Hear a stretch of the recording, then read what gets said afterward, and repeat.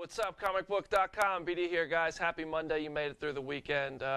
Unfortunately, the weekend is over. But that means we got a lot of stuff to talk about. We got 72 hours of content. We are not doing 5 stories today. In fact, we're doing 6. That's right. Comic Book Now starts right now. Thanks for joining us. First of all, let's start with The Walking Dead. Last night, The Walking Dead Season 7 preview special aired. Chris Hardwick was on the couch with Yvette Nicole Brown and Austin Amelio, who plays Dwight on The Walking Dead. They had some clips from the show. We've got that clip for you on comicbook.com, so I suggest you go check it out. It's stirring up some drama. People are suspecting it might mean Daryl is dead. I don't want to spoil it more than that, but you can go check it out. I'm going to write up my thoughts in just a little bit. But also in that show, in that episode, we had a lot of thoughts from the cast and crew. They shared their opinions, did a little bit of interviews and stuff. And previewing Season 7, Lenny James and Melissa McBride weighed in. Comic book fans have known they're going to the Kingdom, but they both confirmed it, and they weighed in on saying that we're going to see a lot of that dynamic between those two, because obviously Carol has just been a stone-cold killer, and Morgan has been let's not kill anybody type of guy. So we're going to see a lot of that. We're going to see them head to the Kingdom, and Melissa McBride is very excited for us to see Ezekiel and Shiva, which I believe, I'm hearing, is the 3rd episode of Season 7. That's just what I'm hearing. Scott Gimple also teased a hard goodbye. He sent a message to the fans. He said that it starts out with a hard goodbye, but we knew that, and then from there it's all new threats, all new situations, which seems a little bit repetitive. I know we hear this every season, but this time it seems like it's on a whole different level of different threats and communities. We're getting the Kingdom, we're getting the Sanctuary, and we know Negan and his group aren't playing around. And finally, Ross Marquand said that the Season 7 premiere is really about the loss of someone we really care about. So, take that as you will. Who do you think dies? Let us know in the comments. Next up, Doctor Strange got its rating. It's still a few months away, but it's rated PG-13. No surprise there.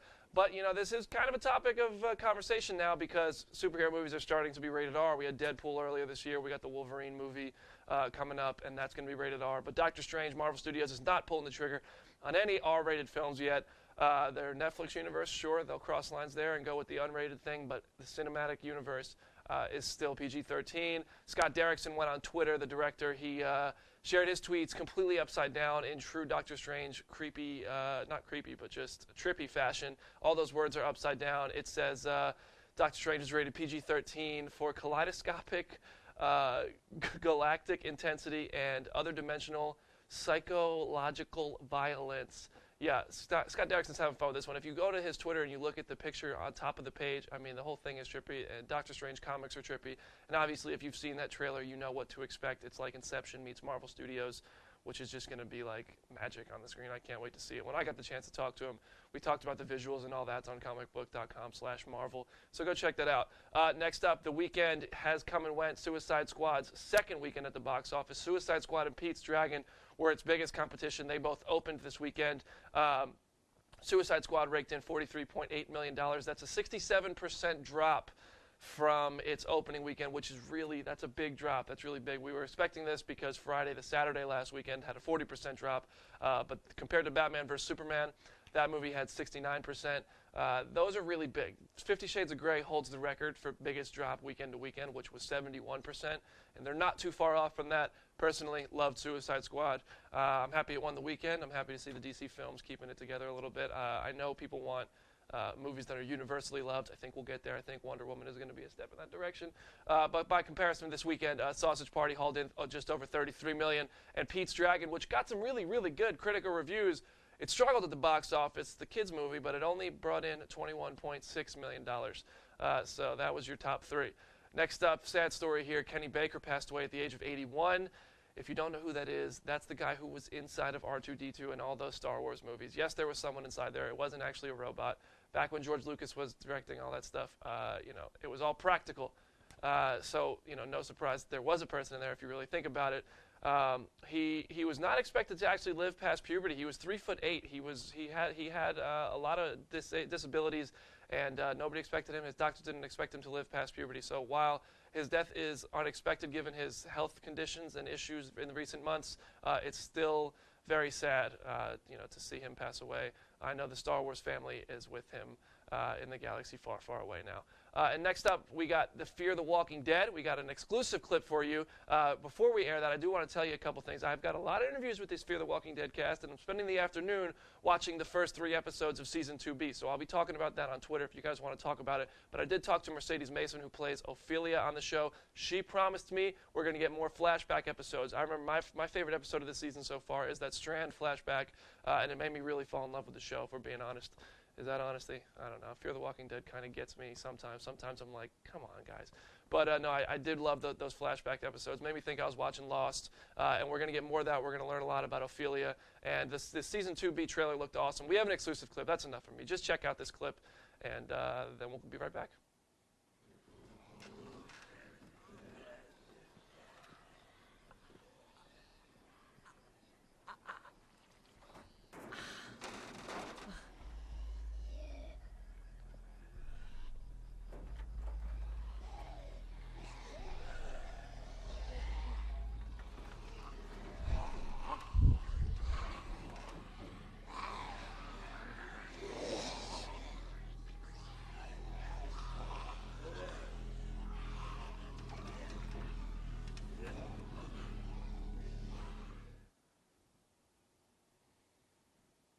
Yep, Fear the Walking Dead comes back this Sunday. They have 8 episodes coming up, which is going to take us to a 1-week break where we're going to get another Talking Dead special, and then we get The Walking Dead Season 7 the week after that on October 23rd.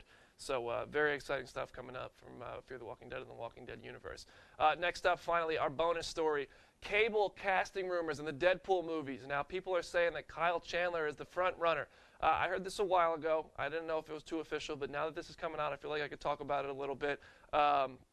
This is from like a source of a source of a source, so just take it as you will. But I heard that Liam Neeson was the front runner. That fell through, and then Kyle Chandler emerged as the pick. He's Tim Miller's pick because he wants an actor, a very good, talented actor in the role. Now, if you don't know who Kyle Chandler is, he was Coach Taylor on Friday Night Lights. So I know a lot of people who watch that show. There might not be too much overlap from the comicbook.com community to those who watch Friday Night Lights. But hey, college football season's right around the corner. Get excited. We're talking high school football, whatever. Anyway, Coach Taylor might be Cable. That'd be a really cool dynamic to see Kyle Chandler and Ryan Reynolds go at it. I don't know. Could he put up with that Deadpool banter? It'd be interesting to see. We have a question. If you have questions, you can tweet them using hashtag CBNow, and then we're going to go to the Facebook comments just in a second. But the first question, what do we got? Is the Shazam movie with The Rock as Black Adam still going forward? Yeah, as far as I know, absolutely. The last time The Rock commented on it, he said that the movie might be coming a little bit ahead of schedule. That's really the last I heard of it. I talked to Hiram Garcia, who is the producer of that film, and he had a lot of good stuff to say about it. He said it's going to be a ton of fun. It's going to be huge. He's been a huge Shazam character. He said it's going to be influenced by Kingdom Come.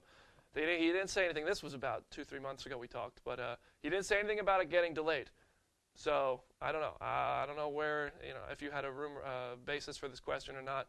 Just because there hasn't been news, there is so many Justice League character movies coming up that I guess we're focusing on the immediate ones like Wonder Woman and Justice League, obviously. So maybe that's what's going on there. But yeah, as far as I know, Black Adam and Shazam, that movie is still coming.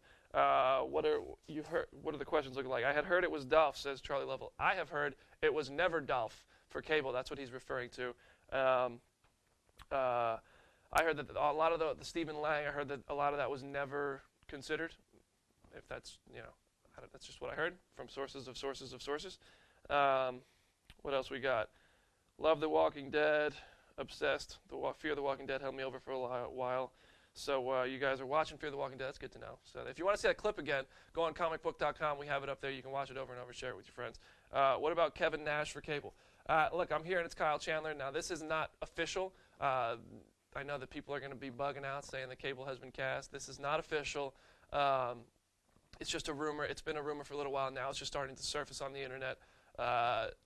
We'll have to wait and see until 20th Century Fox feels comfortable enough to announce something. Who is looking forward to May to see Guardians of the Galaxy 2? Guys, don't overlook Doctor Strange. Yes, I'm super excited for Guardians of the Galaxy Volume 2, though.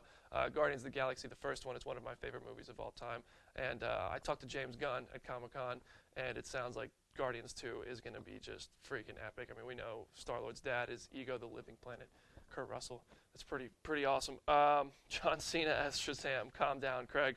We're not going to go with all that. You can't even see him if that was the case. Where can you go watch Fear the Walking Dead from the beginning? I believe the first season is on Netflix. I know it's out on DVD because I have a copy of it sitting on my desk.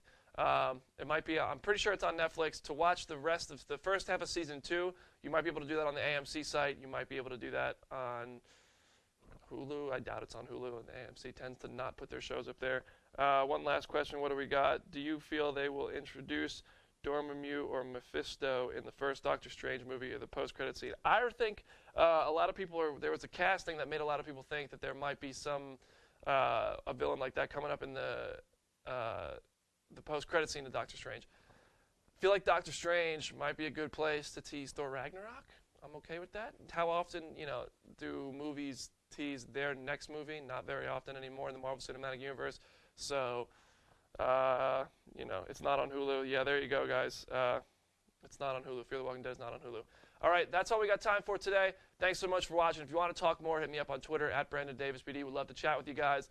Make sure you're following comicbook.com on all the social media platforms. We're everywhere. Instagram, Twitter, Facebook, all that stuff. See you later, guys.